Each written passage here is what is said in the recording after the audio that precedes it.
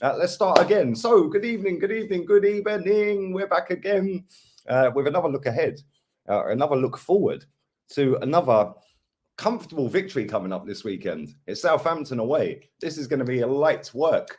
13 wins out of 14 this season. Cheers, guys. And that bodes the question.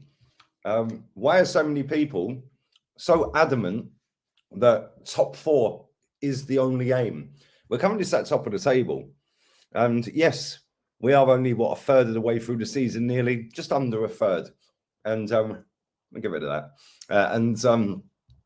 We are looking very impressive in the Premier League. Yes, the Leeds United game wasn't pretty. It wasn't great. It was hard work. It was the worst performance of the season. But we are 4 points clear. And even last night, I've watched some of the videos that have gone out from other creators, not just Arsenal fans, Terry's channel as well.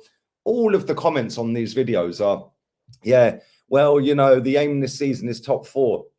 Why is it only Arsenal fans have this mindset? Like, they're all gassing up being top of the table, and rightly so. Cool. Be happy we're top of the table. Fantastic. Happy days, right? But why can't you demand a title charge for the season? What makes you think that Arsenal can't win the title this season? Because as soon as you find the answer to that question, then we'll get an answer as to whether Arsenal are ambitious or not. Because if you believe that, and gassing everything up at the moment because everything's rosy in the garden, which it is, yeah, it's a fair play. Yeah, but if you're gassing everything up and then sitting there refusing to say that Arsenal should be going for a title this season, when we're currently 4 points clear, when we're currently only lost one game in the league, when we've currently only lost one game in 14 in all competitions this season, why can't you sit there and say, well, actually, now it is actually on the football club. It's now on the owners. It's now on the board. It's now on that manager to demand better players in January so we can kick on and we can go and win the league. All I keep seeing is ex-players, woohoo! Wheel him out again. He's come out again with another shirt today. Woohoo! This one's a unisex shirt. What next? A unicorn shirt? I don't know. But yeah, rip off. Wouldn't even bother. But anyway, when you've got him coming out saying top 4, nobody, this is what we heard last season. It winds me up, right? Nobody expected us to be in a top 4 race. Okay, well, now you were in the race and now you were sat 4th with 3 games to go, 4 points clear. You bottled it. Oh, but nobody expected it anyway, so it don't really matter, does it? Don't worry about it, mate. Don't matter. Now we're sat top of the table. Well, nobody expected us to be top, so don't worry. Top 4, that's the aim. It don't help when you've got ex-players like Wrighty coming out, when you've got Keown coming out, when you've got players at our football club saying top 4, top 4.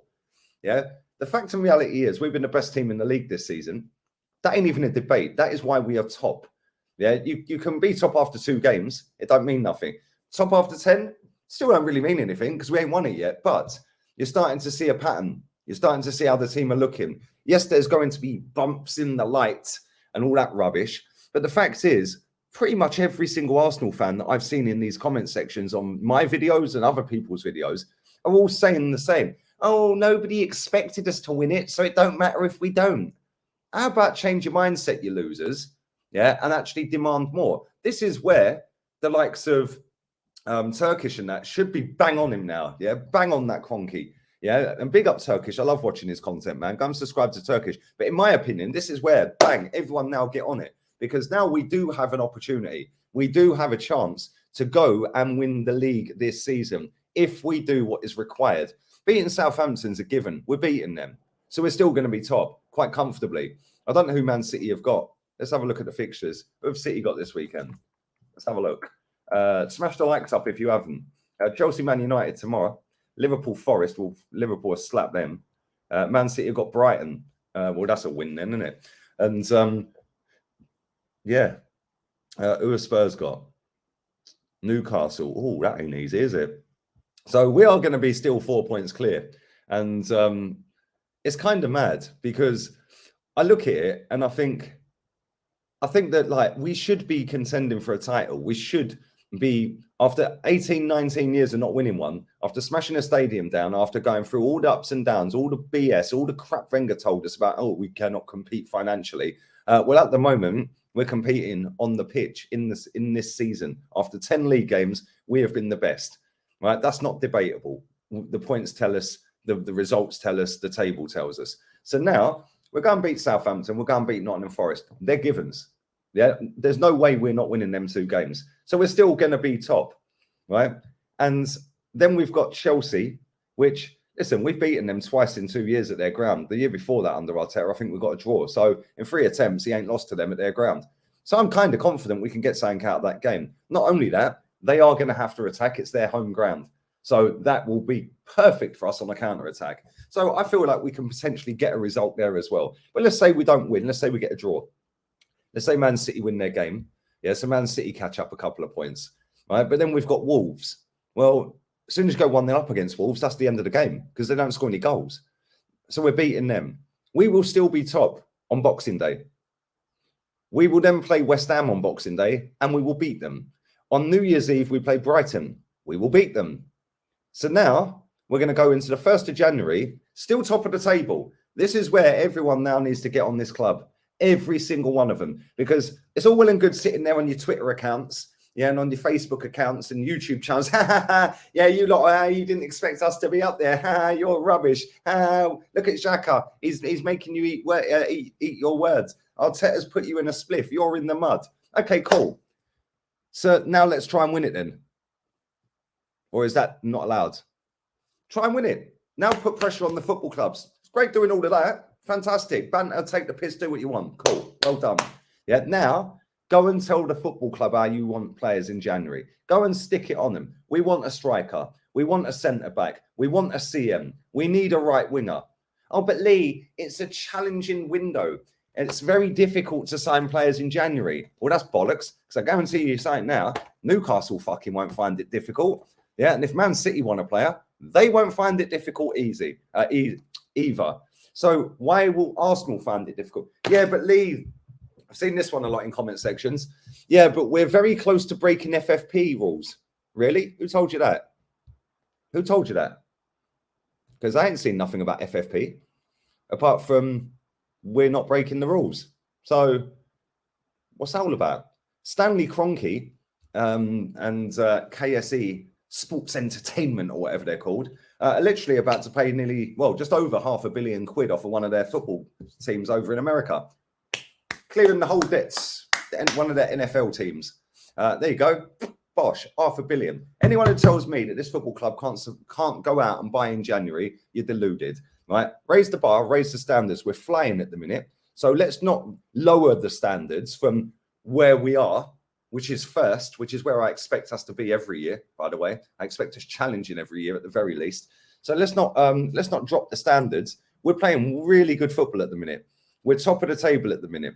We've got all of our players fit pretty much at the minute. But we need more. And if we want to go and win the league, I want to win it. A lot of you in my chat want to win it. A lot of you that don't support Arsenal couldn't give a shit. Yeah, but the problem we have is there's way too many fans comfortable in this fan base with finishing 4th. Yeah, because they come along when Wenger was manager telling everyone 4th is a fucking trophy. It ain't. You are 3rd loser. If you ain't winning, you've lost. It's the end of. Yeah, but you get Champions League. You can't just go from 5th to title. Why can't you? Leicester went from near relegation to title. Oh, but that was a one-off. Really? How comes Atletico can compete pretty much every year then? Because they're a fraction of the fucking size of the other two. You know, when they first won their first title in this Simeone era, was what, 8 years ago? They were on peanuts compared to them two. So it is doable. How comes other teams in other leagues can do it? It is possible. How comes teams can compete with PSG in that league and win the title?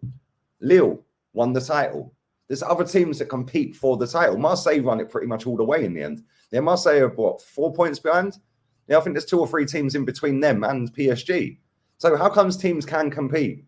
Yeah, it's doable. You just have to have the backbone to go and do it. And unfortunately, all I keep seeing in the last 6 weeks or so is our fans sitting there saying, well, yeah, well, it don't matter because we're not going to win it. So let's just finish 4th. No, we probably ain't going to win it. But we ain't if you don't go and buy anyone in January. Because when Partey gets injured, we're fucked. Yeah, let's be real with it. When he don't play, we look a completely different team. What the fuck are you doing? Get out of here, man. And when Jesus gets injured, And then we got Eddie. Well, we've seen again, Eddie Nketiah ain't the guy. When what's his name gets injured, Bukayo Saka, which at some point he is going to get injured. Yeah, he's gone 3 years pretty much without being injured. So at the end of the day, there is going to come a point where he gets injured. That might be at the World Cup. Who knows? So we need some cover for these people. Yeah, we still need players. Go and do it in January. Yeah, but Lee, why would Brentford sell Ivan Toney to us? Well, because if we wave 60 million fucking quid under their nose, they're taking it, aren't they? Yeah, real talk. Go and wave 50 million under Leicester's nose and give us Maddison, please. Yeah, they're taking it. Money talks, bullshit walks. It's as simple as that. I want us to challenge, and I want it now. This is the best opportunity we have had, and it will probably be our best opportunity in the next 5 years if we miss out this season. Yeah, because if we don't take this chance this season, Man City ain't fucking around next season. So at the end of the day, this is the season where we should be getting out there and saying, right, let's actually attack this. And this is going to show the ambition or lack of ambition of this football club, the owners, the hierarchy, and the management. Yeah, and when I say management, I mean the manager, because the manager is part of the committee that signs players. He should be in that dressing room or in that boardroom, knocking on the door now saying, listen, in January, we need to go and get this, this, and this. You need to make it happen and we can win a title. Look how good we're playing. He has got his stock so high right now that surely that football club will give him anything he wants. He's had everything he wants when his stock's in the gutter. So surely he should now be the guy knocking on the door. Then we should be going out and buying players. Yes, I understand that Maddison's not going to play every week. Oh, but why would he leave Leicester to sit on the bench? Why would Ivan Toney leave Brentford to sit on the bench? Hello? Yeah, this is Arsenal fucking Football Club. Wake up. That is Brentford. That is Leicester. No disrespect to them two, because I actually don't mind either of them. We are massive. We can offer European football. We can offer potential Champions League football. We could potentially offer you a title if we do it right. What can they offer? Nada. So there you go. Anyway, enough of that. Let's move on to Southampton. Now I've got that off my chest. Off my little pigeon chest. I haven't even pinned a comment yet. Big up to everyone in here.